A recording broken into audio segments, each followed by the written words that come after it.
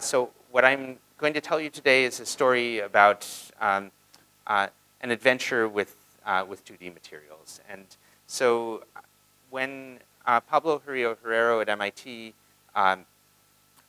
started announcing new behavior in twisted bilayer graphene about a year and a half ago, at about that time I was maybe on my third round of saying, I'm pretty much ready to put down graphene. You know, it's beautiful, it's clean, but I think we're not seeing surprises anymore. We kind of understand what's going on. And needless to say, that I had to shelve that. So, what I wanted to tell you about in my talk, I sort of posed the question in the title, can you make a magnet from carbon?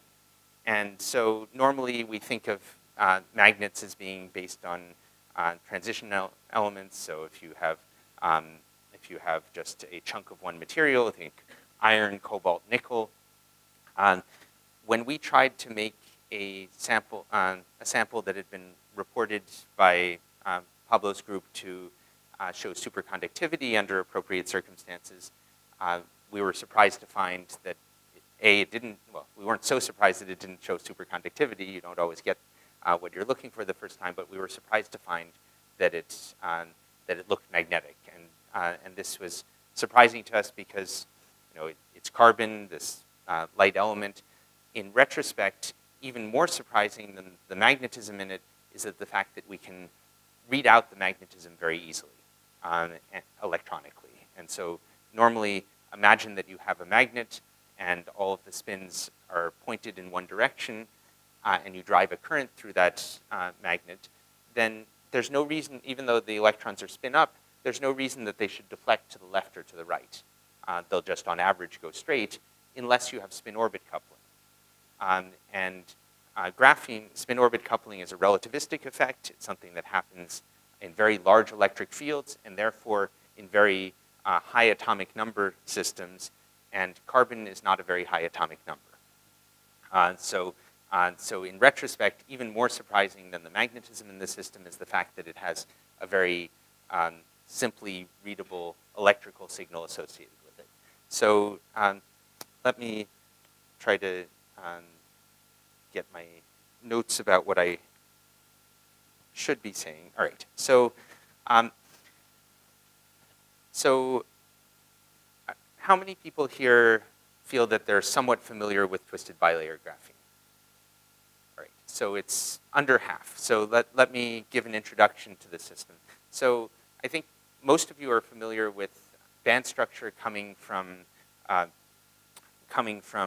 periodic lattice. That if you know, when I first thought of electrons in solids, I thought, well, you know, an electron will hit every atom and scatter, and therefore it's never going to make its way through. But of course, we know that if you arrange that the atoms are in a periodic lattice, a periodic array, then electrons with certain wave structure can propagate through there. And those are bands. Yes? So why does mercury liquid have such a great conductivity? That's an excellent question. So I don't have a great understanding of that. So I guess in liquids, of course, you have short range order, but you don't have these periodic lattices. And do you know why mercury is a good conductor? So, yes. So. All right. So we'll learn later why mercury is a good conductor. But for decades, it's been known that you can take not just the atomic lattice, but you can pattern on some larger scale. You can make an artificial patterning, and you can get waves that live in that structure. So many of you have probably heard of photonic crystals and photonic bandgap systems. That's where you pattern the dielectric constant or index of refraction of a material periodically, and you find that light waves of certain ranges of energy and wavelength can propagate through, and at other ranges, they're blocked. And so the same has been done a little bit in solid-state systems, but until recently, it was hard to make a really a large-scale lattice that was very periodic in a solid-state system on larger than the atomic scale, because our techniques for making things were imperfect. Lithography that we all love is nonetheless not perfect, and so you get undesired scattering. And so about 5 years ago, it was realized that if you, well, I guess about a decade ago, it was realized that if you put two materials on top of each other and their lattices are almost the same as each other, let's say they're the same lattice but slightly different period, then the two will go in and out of registry with each other over space. So how many of you play a musical instrument? Or have played a musical instrument? So particularly, say, for a stringed instrument, often when you're tuning up and preparing to play, you'll play one string and you'll also play another string next to it. And let's suppose you want to check whether they're in tune. If they're in tune, they'll have some definite ratio of their frequencies, and so they'll always remain in phase with each other. But if they're slightly out of tune, they will beat with each other. So they'll go, and then you can tune to get that beat to go away. And the period of the beat is equal to the difference of frequencies between the two. So you don't even really need necessarily nonlinearity in the system. You just, the two waves align with each other, then go out of alignment, then back into alignment. And so in real space, the equivalent of this is if you have two lattices that are almost the same, then they'll be in alignment with each other, then they'll go out of alignment, they'll go back into alignment. And this is known as a moire pattern. And I have some, I have a little demo that we can pass around afterwards and try to look at that, but I think I won't stop right now. But yes, Bill. Okay, so what you described at first is the Yes. But a moire pattern, I think, is fundamentally a 2D feature. Yes. And a moire pattern can be gotten even with two things that are exactly the same period. Yes. If you change the Yes, angle. exactly. And so what I'm wondering is there a difference in what you're going to get here? So it turns out that we'll need both the case where you have no angle but a different lattice spacing and also the rotation case. So let's first take the case where the lattice spacing is a little different, but they're aligned with each other. Then, as I said, they'll go in and out of registry in both directions in the plane. And so suppose you have a hexagonal lattice, then you'll get a periodic larger scale structure with six-fold symmetry. And let's suppose this is graphene sitting on boron nitride. Those are two materials that are our favorites for this sort of thing because they're so clean, and I can get into that more afterwards. But if you take graphene on boron nitride and they're aligned with each other perfectly, because they're almost 2% off in lattice spacing, there is a six-fold symmetric superlattice that's formed with about a 15 nanometer period. And so, all right, so why is that big period interesting and important? It means that you could imagine putting one electron for every one of those supercells, those moire cells, simply by using a gate electrode. By tuning electrostatically, you could add enough electrons to put one for every cell, or even 5 for every one of those cells. That's not something that we have the capability of doing on the atomic scale. So if you had a chunk of material, even a 2D material, we cannot put a large enough electric field to put 1 electron per atomic site or regular unit cell. You'd need to have electric fields between 10 and 100 times as large as we're able to apply without destroying our insulators. And actually, another part of what my group does is trying to put on larger electric fields using what's called electrolyte gating, using getting ions to coat a surface and at very high density and put on large electric fields. But putting that aside, if you had nearly 10 to the 15 electrons per square centimeter, you simply can't push them around with electrostatic gates. You'd have to add impurities to change the density of electrons. But if you only have 10 to the 12 electrons per square centimeter, which is a more typical moire spacing for this lattice, then you can do that with a gate.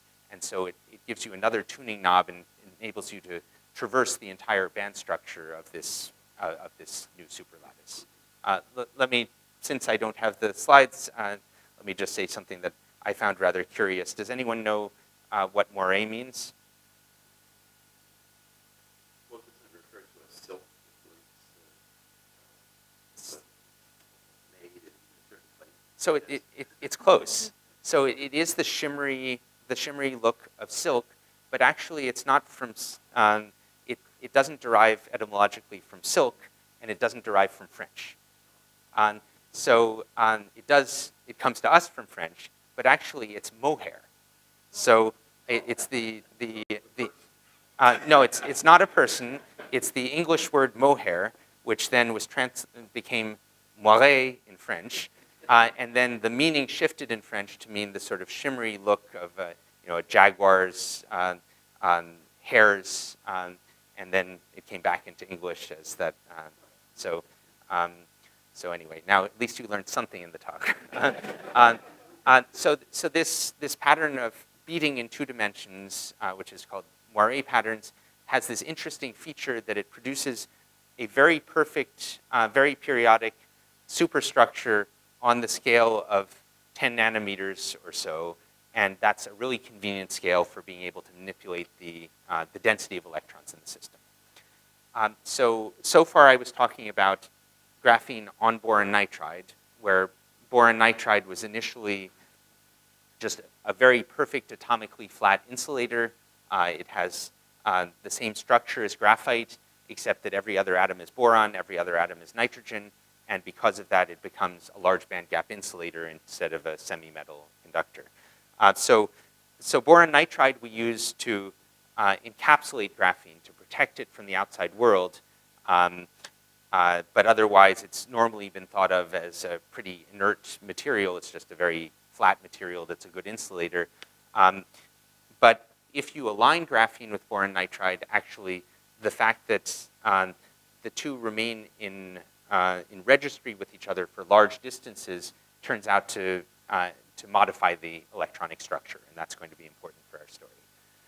The other moire that we'll talk about is graphene. So about a decade ago, a couple of groups of theorists, most notably the group of Alan McDonald in Texas, said, what if you take 2 layers of graphene and you put them on top of each other, but instead of having them in registry, the way that they would normally be angularly aligned in graphite, what if instead you twist them by some angle? How is that going to change the electronic properties of the system? And you might think that if you just take 2 layers of graphene, then you'll have the electronic property of one, the electronic property of the other. They'll just be superimposed. And you would be right if the twist angle is large. If they're at 5 degrees with respect to each other, basically it's just like 2 independent sheets of graphene. But we know that if the twist angle is 0, then you get bilayer graphene, which looks nothing like 2 single layers of graphene. And the electronic structure of that system doesn't have the famous Dirac equation behavior. It doesn't have electrons with the same speed regardless of their momentum, all of the things that excited people about the analogies to light or relativistic particles. It has a very different band structure. So something's different when you go from large twist angle, where they're basically decoupled, to 0 twist angle. And let me try to illustrate this.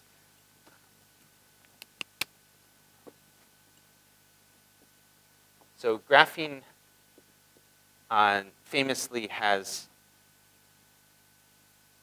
energy that goes linearly with momentum. That's it looks like light. It doesn't look like ordinary electrons.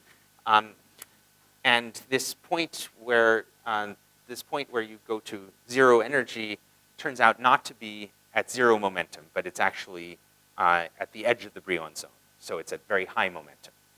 So if you now have 2 layers of graphene and you twist them with respect to each other, then you're going to get 2 copies of this Dirac cone. But they're going to be at different places in momentum space, because you take the Brillouin zone, you twist it, and the things at the edge of the Brillouin zone move substantially. So you have these 2 copies of graphene. and but the two do interact with each other. You can tunnel from one to the other. So it's going to open a gap where the two cross. So famously, when you have degenerate quantum states, unless there's a symmetry protecting it, you'll have hybridization and will open up a gap here. So now let's make the twist angle smaller between the two. Move these two closer together. So this gap is going to move down towards 0 energy. This slope is going to get smaller and smaller because the gap is moving down here. And at some point, this slope should go to 0. And so that's sort of the key thing that Rafi Bistritzer, the postdoc in Alan McDonald's group, pointed out, that at a certain angle, this slope should go to 0. So why should we care about that? Well, the entire paradigm that we use for understanding metals and semiconductors is that we have some number of electrons in the system. We fill up the low kinetic energy states first and then go higher and higher until we're out of electrons and we get to the Fermi energy. And then all the states below the Fermi energy are filled, all the states above are empty. And that's, even though we have lots of electrons, it turns out in the Landau Fermi liquid picture, we can pretend that the electrons are all independent particles. They don't interact with each other, and we have conduction. So that, yes, Bill? I'm just a little confused. You said that at some angle, the slope is 0. Yes. The slope is already 0 at the crossing. No, the slope is not 0 at the crossing.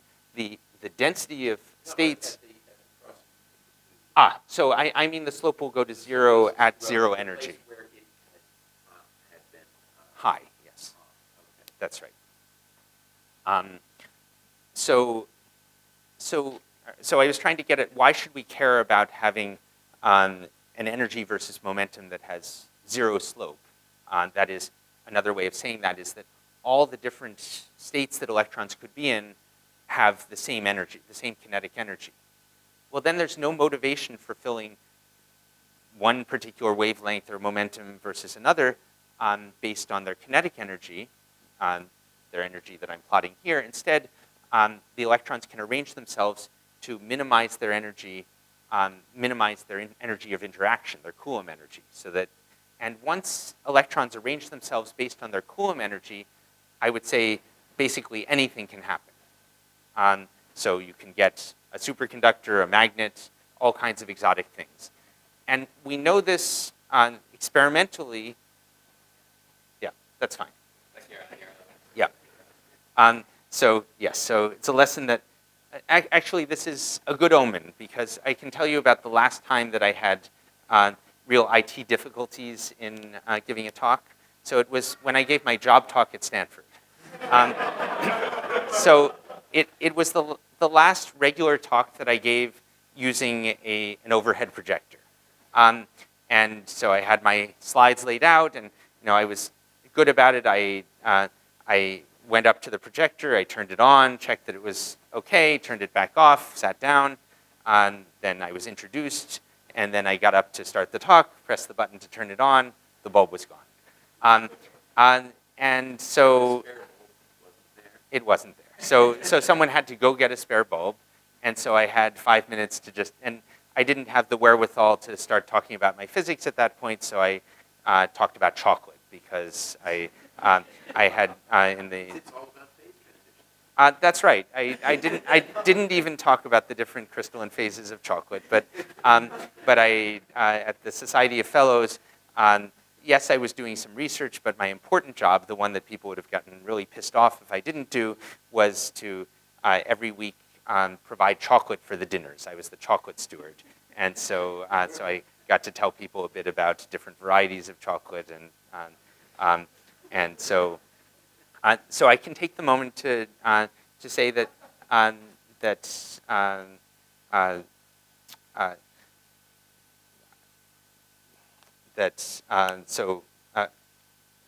physicist you may know, Wolfgang Ketterle, has a son who studied to be a mechanical engineer at Stanford, and then decided to become a chocolate maker. And so actually I've watched through that process where he did.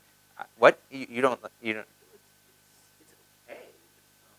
Uh, so there's one bar that he makes. Actually, he now mostly makes just discs of chocolate for making drinking chocolate. But there's one bar that he still makes, which is really remarkable, and I would recommend to all of you.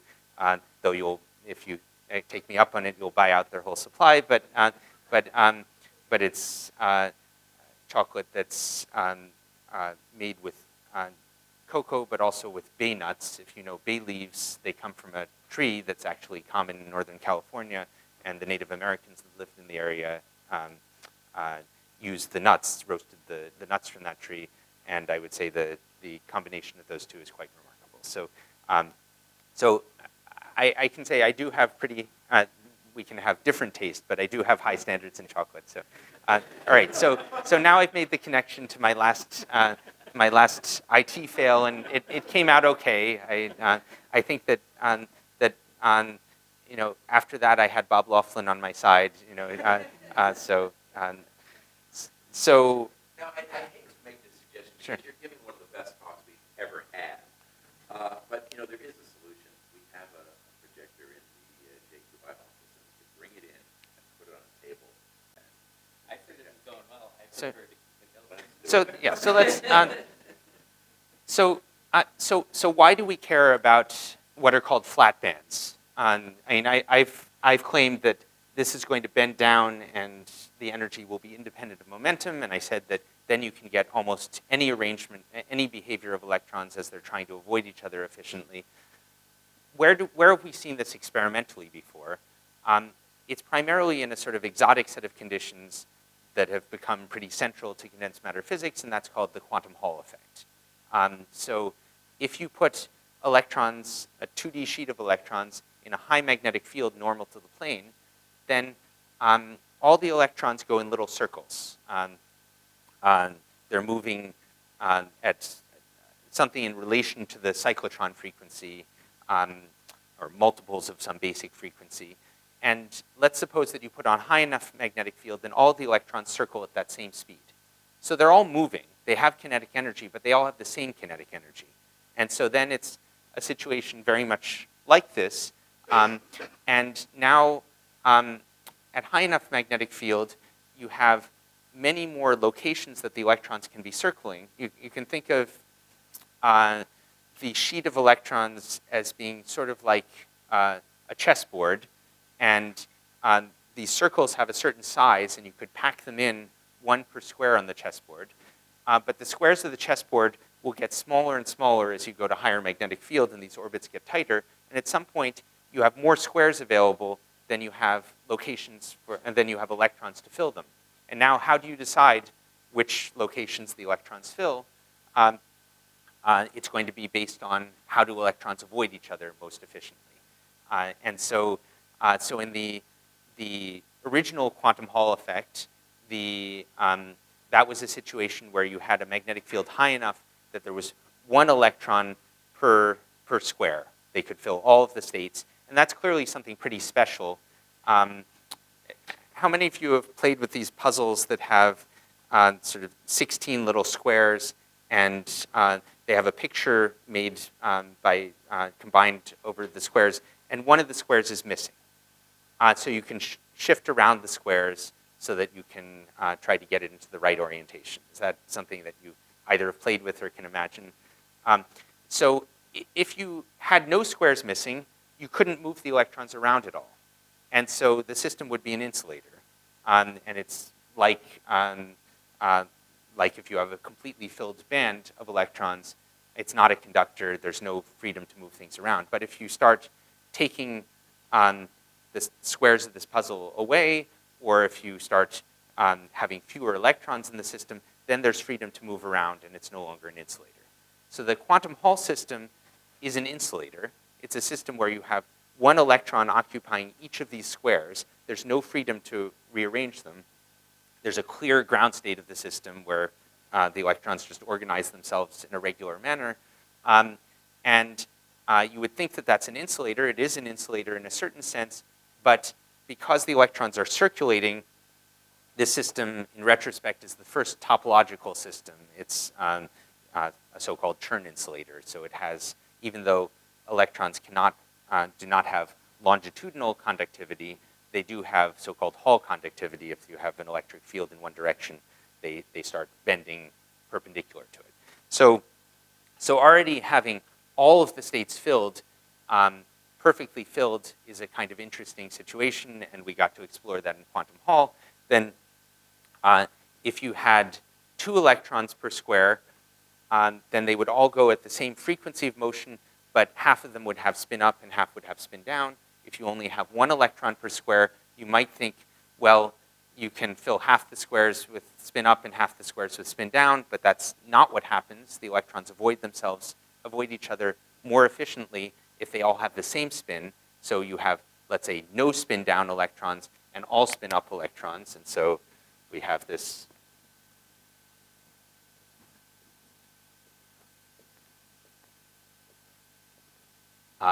this chessboard that's filled.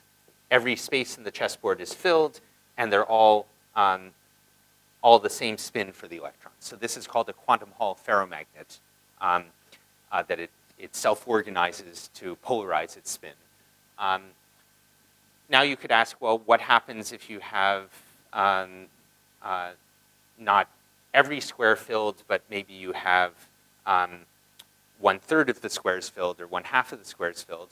And it turns out you can get other kinds of correlated states. You can get states that have stripes that form, where the electrons, are in these squares but not the others. That can happen when you have half an electron per site under the right conditions. If you have 1/3 of an electron per site under the right conditions, then the electrons organize in the beautiful so-called Laughlin state. That's the fractional quantum Hall 1/3 state. Yes.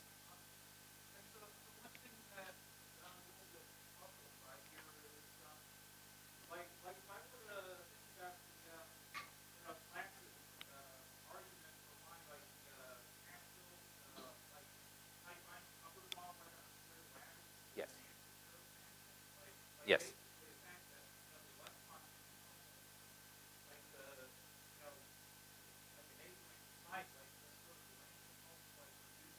Great. Yes. That's an excellent question. So you're asking why ferromagnetism here and antiferromagnetism in the Hubbard model. And I think that's an excellent and challenging question. I would say that in my experience, almost any time you have magnetism, when you know what kind of magnetism is, you can say, oh, that's super exchange, but in advance, it's not always so easy to say, will you favor alignment or anti-alignment? So the argument here, which is to some extent in retrospect, is electrons that are near each other have overlapping wave functions, okay? And we know that electrons don't like to be near each other from a point of view of Coulomb interaction. So this overlap is not good.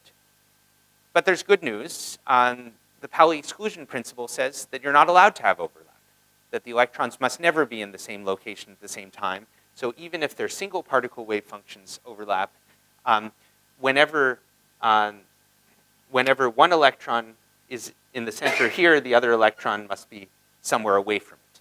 So Pauli exclusion gives you a reduction in the repulsion of electrons because they do a very convenient dance to avoid each other. And that's only true if the electrons are in the same state, that is the same spin. So the argument here is that the exchange part of the Coulomb interaction reduces the energy of the system if the electrons have the same spin. And in the case of the Hubbard lattice, you have virtual processes where you tunnel out and back into a site, and you can only tunnel out and back in if the neighbor has opposite spin.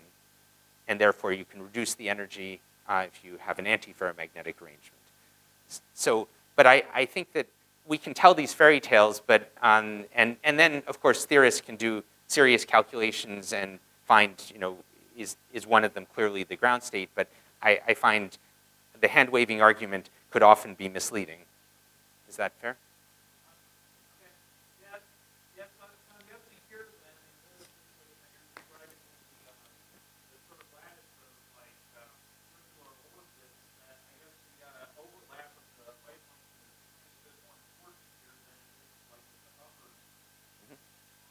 Yes, exactly. Yes, that the orbits overlap substantially in real space.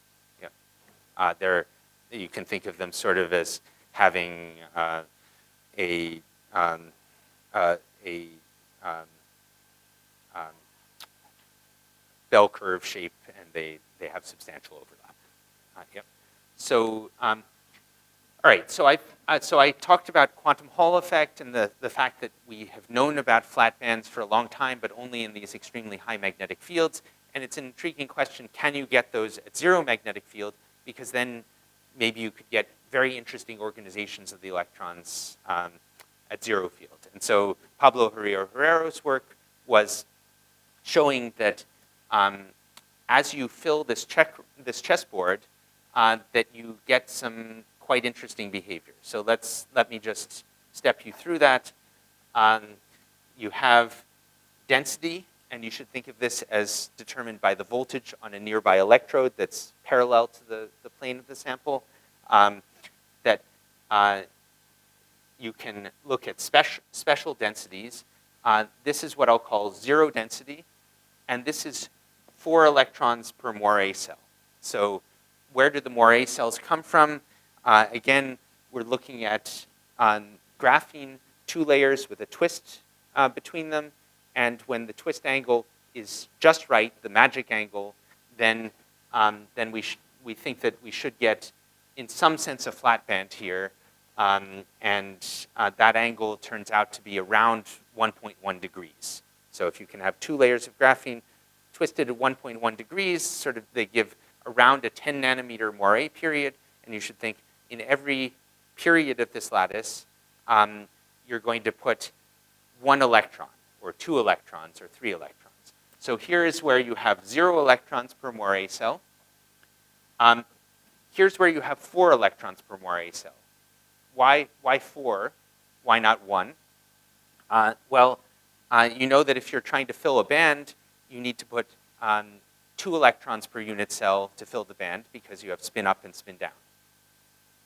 Here you have another orbital, you have another quantum number, which is an orbital or valley quantum number. And so instead of having 2 to fill the band, you need 4 to fill the band. So, so the expectation would be that you have, let's say, energy versus momentum of this band, and it's almost flat. And if you put 4 electrons in, then you're going to fill the entire band. Okay,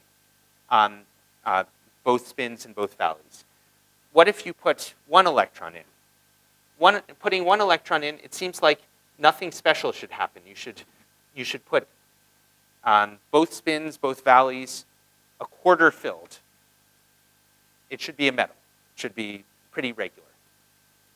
2 electrons in, same thing, you'll just half fill it. But remarkably, for 2 electrons, if you look at the resistivity of this sample versus density, there's a peak at 2 electrons. So the system is an insulator, even though it has no right to be. It should be just a half-filled, 4 nearly degenerate half-filled bands. It should be a metal. But instead, it's an insulator. So that was the first really intriguing thing that Pablo's group saw. And then, but the thing that set the condensed matter world on fire was seeing that right next to this insulating state, if you added a few extra electrons or took out a few electrons, you got something that appeared to go to 0 resistance, to be a superconductor. And so that's pretty cool because graphene having a superconductor, no one had seen that. People had been trying in various ways. So that was really exciting. But even more exciting, we know another case where you have a correlated insulator, and then when you dope it, you have a superconductor, and that's the high TC cuprate superconductors that have been one of the most important problems in condensed matter physics for the last 3 decades. And I guess you could ask various people, and they would say they know the answer to why they behave the way they do. But I would say it's a big unsolved problem.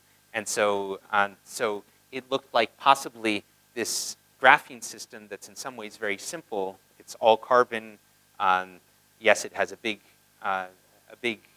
unit cell, or effective unit cell, but it could be much simpler than the cuprates, and maybe it could offer a clue to what's going on in the cuprates. So this was what really excited people. Again, there is a very resistive state when you have 4 electrons, when you have the completely filled band. I'm not going to talk for the moment about what happens on the whole side, but it's somewhat similar. But I was getting ready to put down my graphene and move on to other things, and just couldn't do it anymore. So we got excited about making twisted bilayer graphene, and so I was lucky to have students who were excited about doing this, and so was running. My students were gearing up to do this. This is a very friendly field, and so we sent someone to one of my students to visit Pablo's group and to see how they do it. He arrived in the middle of a blizzard, but nonetheless was able to learn that, build our own setup to get the twist angle just right, and then the first sample was made with the help of students in an undergraduate lab class that I was teaching because, yes. So you have an expert graphene twisted bilayer stacker in your midst. So we made the sample, and because it was an undergrad, they didn't do it quite right. So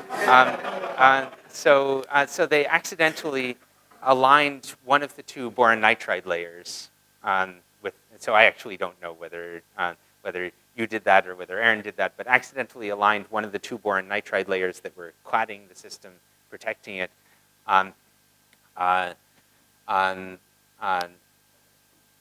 with the graphene layer, with the graphene layers, and that turned out to mean that we did not see superconductivity, but we saw something that I think was much more interesting. So we went, when my student Aaron looked at different densities of carriers, looking at 3 electrons per Moiré cell. So he looked at the Hall effect as a function of density, and the Hall slope. Let's say if you go to 100 millitesla, then maybe we had tens of ohms, say 10 ohms at 100 millitesla, and the slope changed a bit as we went across, and that told us what density of carriers, what effective density of carriers we had, and it changed a bit.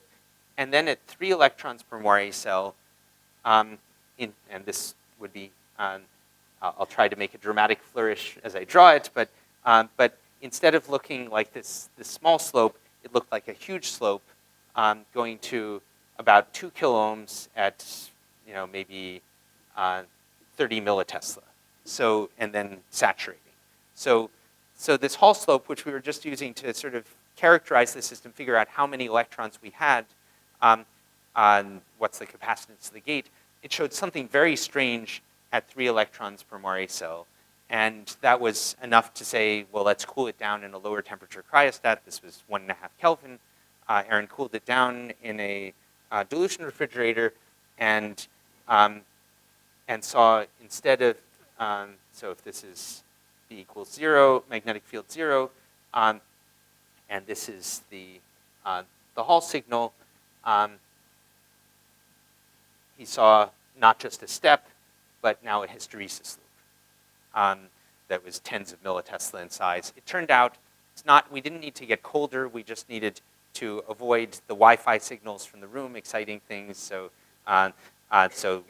we didn't have really any filtering on the other system. We had careful electrical filtering in the fridge. In fact, this hysteresis loop persists up to about 4 Kelvin. So it's not the most fragile flower.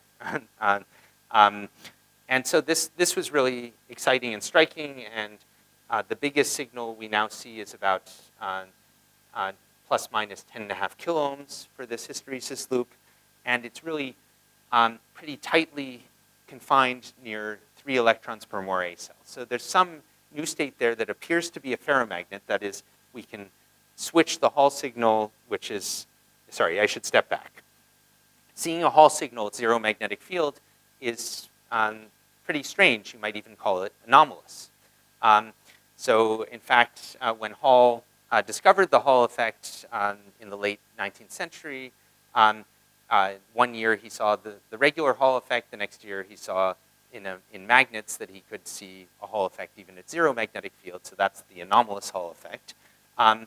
And so the anomalous Hall effect requires two ingredients. One is magnetism. So if you're not breaking time reversal symmetry with magnetic field, then you shouldn't get electrons going left versus right selectively. So you need magnetism to break time reversal symmetry. But you also, that's not enough. If I drive electrons from me to the clock in the back of the room, then, and they're all spin up electrons, there's no reason that they should deflect left versus right unless they have spin-orbit coupling. So that comes back to what I was saying at the beginning of the talk. If we had spin-orbit coupling and we had spin polarization, we could get a large Hall effect at zero magnetic field, but this is carbon. We don't expect much spin-orbit coupling. So it turns out that the magnetization that we're seeing is not spin magnetization, or not. That's not the essential part of it. It's orbital magnetization, which, as far as I know, has never been seen experimentally before. But this is electrons have wave functions that are circulating. So you can think of them as sort of little three-petaled flowers or propellers that are circulating either clockwise or counterclockwise. And the thing that's magnetized is that all of the propellers in the sheet circulate the same way. And so then we don't need spin-orbit coupling. Already the orbitals have that current, and so that can make a difference between left and right and give a Hall effect. And so what we guessed after discussions with theorists was that what we were seeing here was what's called a Chern insulator, something analogous to the filling factor 1 quantum Hall system. All of these states filled with one electron each and fully magnetized. And if that were the case, what we should see is a Hall resistance of h over e squared, so 25,812 point something ohms. And we should see a longitudinal resistance of 0. And instead we saw, well, something that's a little over a factor of 2 too low in the Hall resistance, and a moderate longitudinal resistance, which told us the system is not perfect. And then just recently, Andrea Young built intentionally the same structure that we made on twisted bilayer graphene aligned with boron nitride, and reproduced our results and showed that, in fact, we were right. It is a Chern insulator. So he found quantization to about a part in 1,000. There's still some longitudinal resistance, but the Hall resistance is quite well quantized. So what's happening here is the system is spontaneously going into this state where all the electrons have little current loops that are circulating in the same direction, and that forms a magnet, and it's topological in the sense that it happens because of the structure of this band that we're filling states that circulate one way and not states that circulate the other way. So I think we're at the end of the time. Let me just think about how to wrap up. I think that this shows you that when you go and try to look in an interesting direction, you might find something that's not what you anticipated. So it's important to, of course, in experiment, you'll always find things that you didn't anticipate. And how do you decide what is dirt, what is really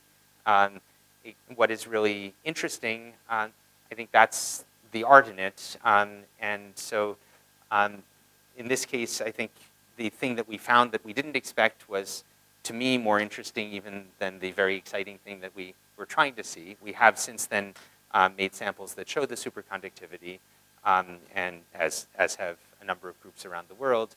And so I think that this is going to be a platform that will be really exciting to look at. And questions coming up are, what's the actual magnetic state here? So we know that it has orbital polarization. I didn't show you the data, but if we put on a magnetic field not out of the plane, but tilted at any angle relative to the plane, this loop that we see looks the same if we plot it against the out-of-plane field. So this looks like a very icing-like spin system that it really wants to be up or down, that is circulating clockwise or counterclockwise, not some combination of the two.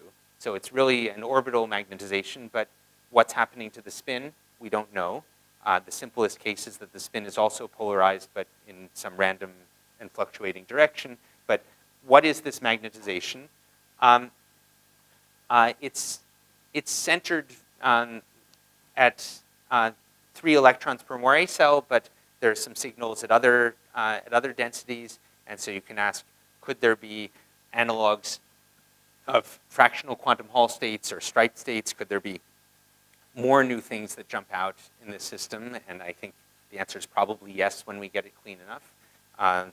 It's a good thing that fractional quantum Hall effect was not seen at the same time as quantum Hall effect, or people would have been so confused that they might have just given up on everything. So it's good that we progress making samples cleaner and cleaner. And the final thing that I'd say is, in my 18 years at Stanford, I do have a couple of patents, but mostly I'm doing work to see some new phenomenon, to discover when you go to a new realm, new regime, what happens. Or sometimes, as Jimmy said, we try to design systems to make models of many body properties using model systems.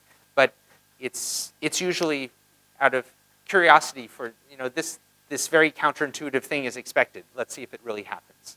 I think that was probably part of why Jimmy and I both decided to study Klein tunneling in graphene, what happens if you go across a potential barrier. But I would say, even though it's a little far out, I believe that this discovery might actually be useful.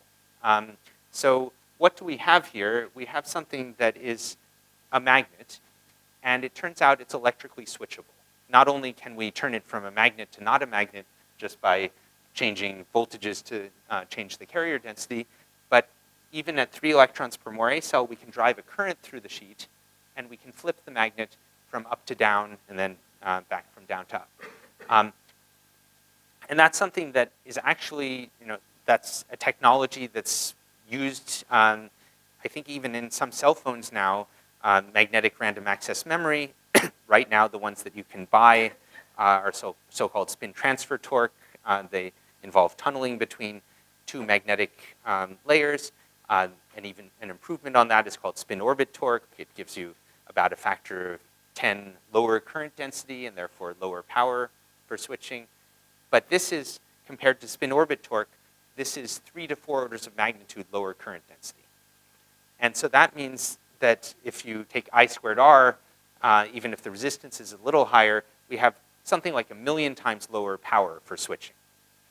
We don't know what the mechanism for switching is. There are now 2 ideas for it, one that I've been involved in discussing, one that came out of Andrea Young's work with Leon Balance. So my work was with Vic Law. We don't know what's the mechanism for the switching.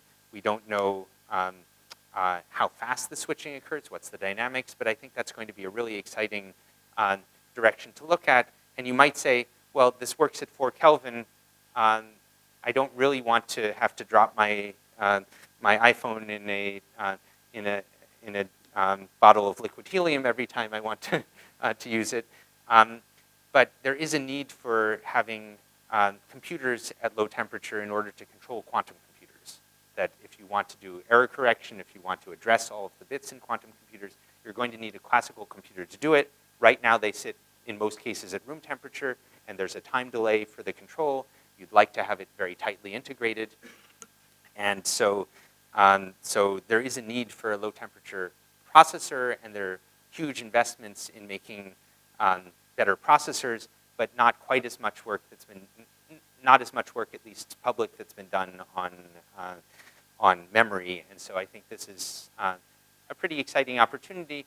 And maybe if we can get it to work there, it can actually be pushed up to higher temperature by coupling to other materials. And, so sometimes if you search for something driven by curiosity, but you keep your eyes open for what it could be useful for, I think that can be a fruitful approach. We'll see where it goes. Anyway, thanks very much for your patience.